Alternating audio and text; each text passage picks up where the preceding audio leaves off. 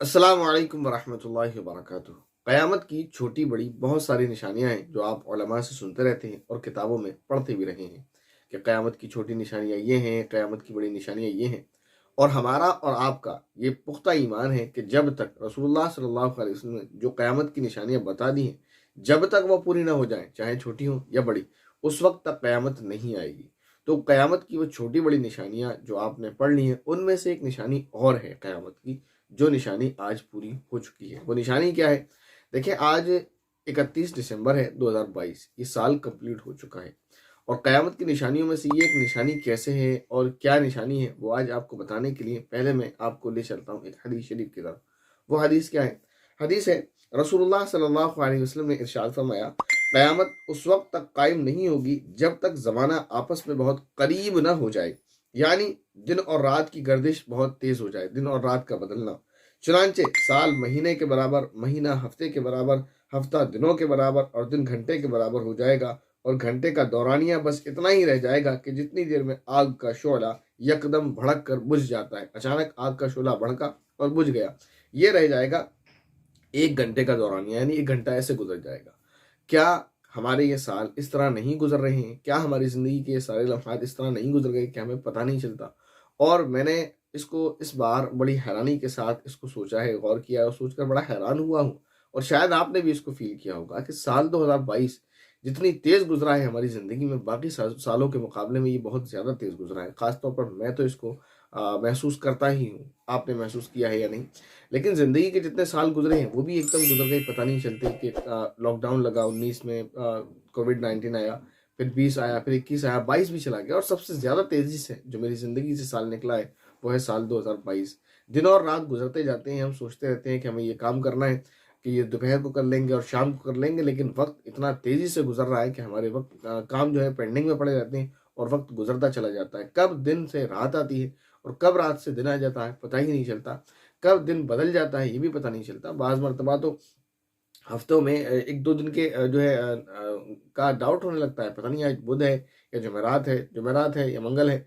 तो ये कन्फ्यूज़न रहने लगी। क्यों? क्योंकि किसी भी काम में इतने मशगूल हो चुके हैं, बिज़ी हो चुके हैं कि पता ही नहीं चलता कि दिन गुज़रते चले जा रहे हैं। तो आप एक ये कमेंट करके बताइएगा कि आपने साल 2022 को कैसा महसूस किया? ये आपकी ज़िंदगी में कैसा गुज़रा है? क्या आपको ऐसा नहीं लगता कि ये आपकी ज़िंदगी के बाकी सालों के मुकाबले में ज़्यादा तेज़ गुज़रा है? या फिर आपको लगता है तो फिर आप बताएं। लेकिन मुझे ये बहुत ज़्यादा फील हुआ कि सन 2022 बहुत तेज़ी से हमारी ज़िंदगी से निकल गया।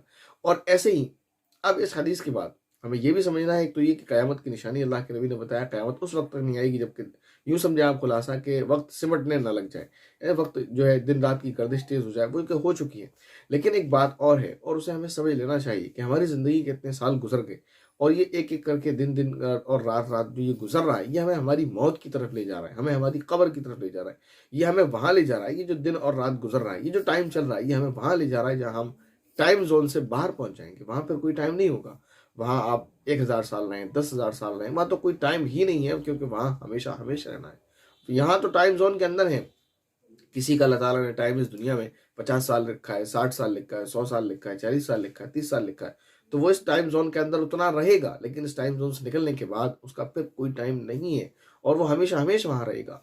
तो हम ये जो इस टाइम जोन के अंदर आए हैं 30 साल के लिए, 40 साल के लिए, 50 साल के लिए, 60 साल के लिए, तो क्या हमने वहाँ के लिए तैयारी कर रखी है जो हम टाइम टाइम जोन से बाहर रहकर अपनी ज़िंदगी गुजारेंगे, जो हमेशा हमेशा की ज़िंदगी है? अगर हमने इस टाइम जोन में अपनी आने वाली ज़िंदगी के लिए अच्छी तैयारी कर रखी है तो फिर हमें वहाँ फ़ायदा होगा, क्योंकि हम इस टाइम ज़ोन में वापस नहीं आ सकते हैं।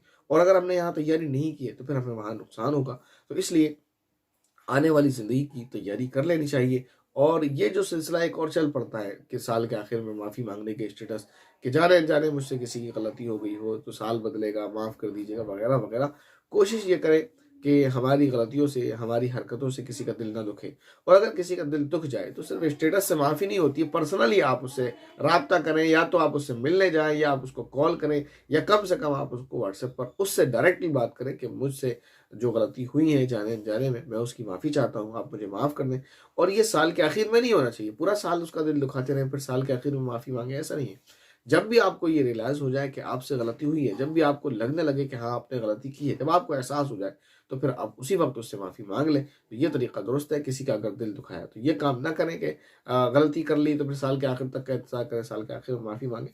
بہرحال یہ کہ یہ قیامت کی ایک چھوٹی سی نشانی تھی جو میں نے آپ کو بتا دی، یہ پوری ہو رہی ہے اور ہو چکی ہے کہ وقت بہت تیزی سے گزرنے لگا ہے، اور اللہ کے نبی صلی اللہ علیہ وسلم کا فرمان ہے کہ قیامت اس وقت تک قائم نہیں ہوگی جب تک زمانہ آپس میں بہت قریب نہ ہو جائے، جو کہ ہو چکا ہے۔